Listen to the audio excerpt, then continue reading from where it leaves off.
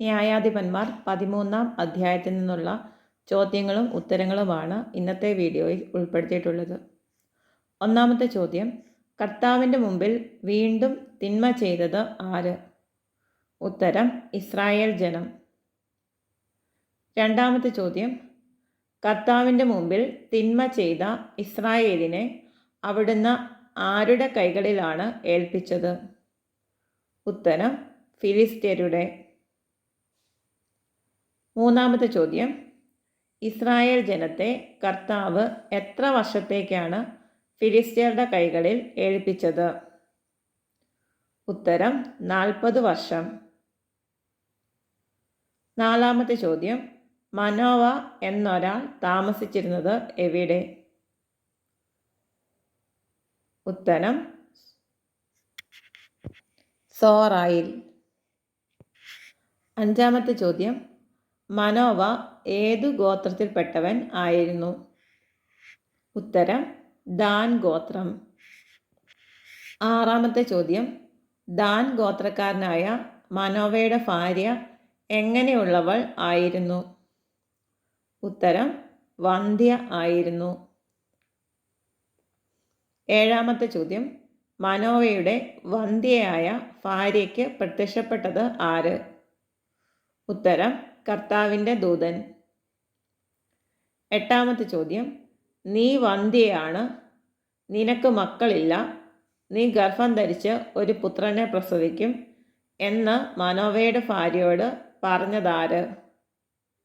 ഉത്തരം, കർത്താവിൻ്റെ ദൂതൻ. ഒൻപതാമത്തെ ചോദ്യം, എന്ത് കുടിക്കരുതെന്നാണ് കർത്താവിൻ്റെ ദൂതൻ മനോവയുടെ ഭാര്യയോട് പറഞ്ഞത്? ഉത്തരം, വീഞ്ഞോ വീര്യമുള്ള പാനീയങ്ങളോ കുടിക്കരുതെന്ന്.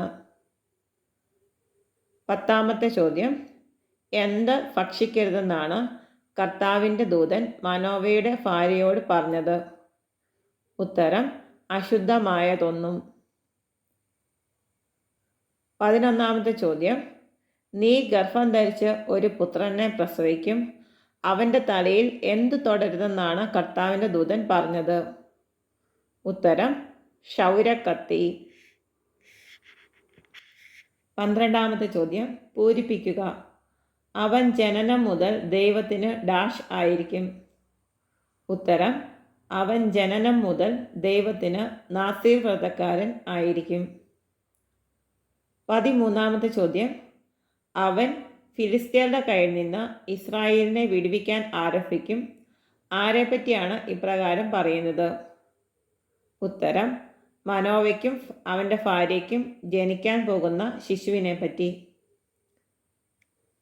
14-ാമത്തെ ചോദ്യം, ഒരു ദൈവപുരുഷൻ എൻ്റെ അടുത്ത് വന്നു, അവൻ്റെ മുഖം ദൈവദൂതൻ്റേതുപോലെ പേടിപ്പെടുത്തുന്നതാണ്, ആര് ആരോട് പറഞ്ഞു? ഉത്തരം, മനോവയുടെ ഭാര്യ മനോവയോട് പറഞ്ഞു.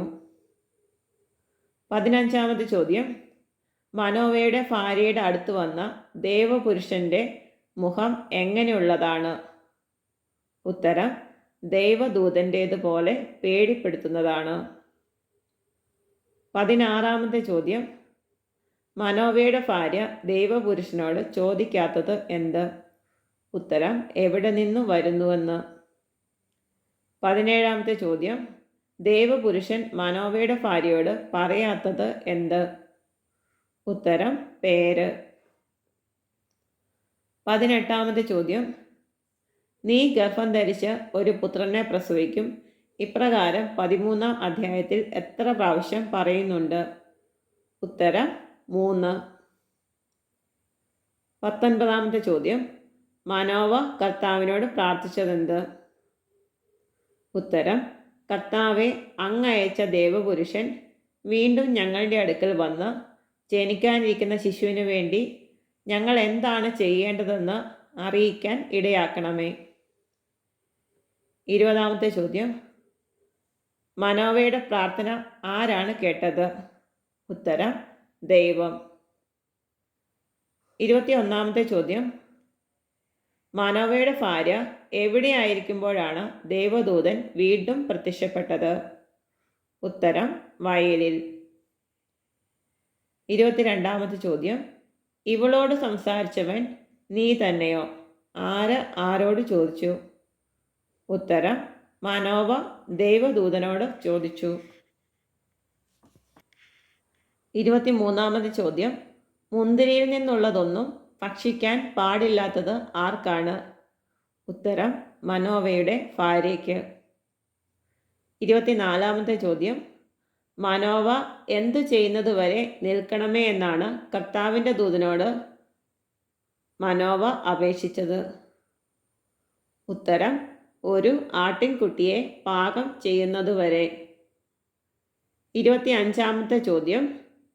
നീ പിടിച്ചു നിർത്തിയാലും നിന്റെ ഭക്ഷണം ഞാൻ കഴിക്കില്ല എന്ന് മനോവയോട് പറഞ്ഞതാര്?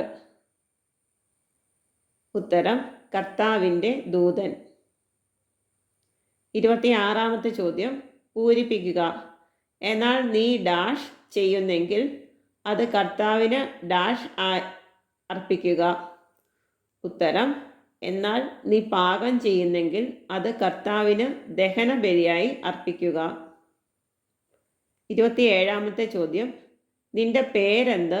നീ പറഞ്ഞതുപോലെ സംഭവിക്കുമ്പോൾ ഞങ്ങൾ നിന്നെ ബഹുമാനിക്കണമല്ലോ. ഇപ്രകാരം കർത്താവിൻ്റെ ദൂതനോട് പറഞ്ഞതാര്? ഉത്തരം മനോവ. 28-ാമത്തെ ചോദ്യം. കർത്താവിൻ്റെ ദൂതൻ്റെ പേര് എങ്ങനെയുള്ളതാണ്? ഉത്തരം അത്ഭുതകരം. 29-ാമത്തെ ചോദ്യം. എൻ്റെ പേര് അത്ഭുതകരമായിരിക്കെ നീ അത് ചോദിക്കുന്നത് എന്തിന്? ആരാരോട് ചോദിച്ചു? ഉത്തരം കർത്താവിൻ്റെ ദൂതൻ മനോവയോട് ചോദിച്ചു. 30-ാമത്തെ ചോദ്യം. മനോവ ആട്ടിൻകുട്ടിയെ എന്തിനൊപ്പമാണ് അത്ഭുതം പ്രവർത്തിക്കുന്നവനായ കർത്താവിന് അർപ്പിച്ചത്? ഉത്തരം ധാന്യബലിയോടൊപ്പം. 31-ാമത്തെ ചോദ്യം. മനോവ ആട്ടിൻകുട്ടിയെ എന്തു ബലിയായിട്ടാണ് കർത്താവിന് അർപ്പിച്ചത്? ഉത്തരം ദഹനബലിയായിട്ട്. 32-ാമത്തെ ചോദ്യം. മനോവ ആട്ടിൻകുട്ടിയെ എവിടെ വച്ചാണ് കർത്താവിന് ബലിയായി അർപ്പിച്ചത്? ഉത്തരം പാറപ്പുറത്ത് വെച്ച്. 33-ാമത്തെ ചോദ്യം. ബലിപീഠത്തിൽ നിന്ന് ആകാശത്തേക്ക് ഉയർന്നത് എന്ത്? ഉത്തരം അഗ്നിജ്വാല. 34-ാമത്തെ ചോദ്യം. ആര് നോക്കി നിൽക്കെയാണ് കർത്താവിൻ്റെ ദൂതൻ ബലിപീഠത്തിലെ അഗ്നിജ്വാലയിലൂടെ ആകാശത്തേക്ക് ഉയർന്നു പോയത്? ഉത്തരം മനോവയും ഭാര്യയും നോക്കി നിൽക്കെ. 35-ാമത്തെ ചോദ്യം. കർത്താവിൻ്റെ ദൂതൻ ബലിപീഠത്തിലെ അഗ്നിജ്വാലയിലൂടെ ആകാശത്തേക്ക് ഉയർന്നപ്പോൾ മനോവയും ഭാര്യയും എന്തു ചെയ്തു? ഉത്തരം അവർ നിലത്ത് കമിഴ്ന്നു വീണു. 36-ാമത്തെ ചോദ്യം. ദൈവത്തെ കണ്ടതുകൊണ്ട് നാം തീർച്ചയായും മരിക്കും. ആര് ആരോട് പറഞ്ഞു? ഉത്തരം മനോവ ഭാര്യയോട് പറഞ്ഞു. 37-ാമത്തെ ചോദ്യം. പൂരിപ്പിക്കുക. നമ്മെ കൊല്ലണമെന്ന് ഉദ്ദേശിച്ചിരുന്നെങ്കിൽ കർത്താവ് നമ്മുടെ കയ്യിൽ നിന്ന് ഡാഷ് ഡാഷ് സ്വീകരിക്കുകയോ ഇക്കാര്യങ്ങൾ കാണിച്ചു തരികയോ അറിയിക്കുകയോ ചെയ്യുമായിരുന്നില്ല. ഉത്തരം നമ്മെ കൊല്ലണമെന്ന് ഉദ്ദേശിച്ചിരുന്നെങ്കിൽ കർത്താവ് നമ്മുടെ കയ്യിൽ നിന്ന് ദഹനബലിയും ധാന്യബലിയും സ്വീകരിക്കുകയോ ഇക്കാര്യങ്ങൾ കാണിച്ചു തരികയോ അറിയിക്കുകയോ ചെയ്യുമായിരുന്നില്ല. 38-ാമത്തെ ചോദ്യം. മനോവയുടെ പുത്രൻ്റെ പേരെന്ത്? ഉത്തരം സാംസൺ.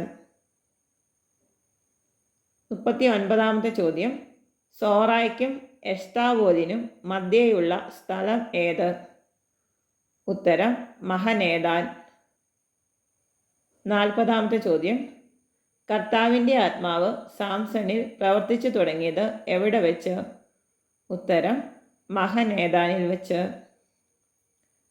41-ാമത്തെ ചോദ്യം. ന്യായാധിപന്മാർ 13-ാം അധ്യായത്തിൽ എത്ര വാക്യങ്ങൾ ഉണ്ട്? ഉത്തരം 25. 42-ാമത്തെ ചോദ്യം. ന്യായാധിപന്മാർ 13-ാം അധ്യായത്തിൻ്റെ തലക്കെട്ട് എന്ത്? ഉത്തരം സാംസന്റെ ജനനം.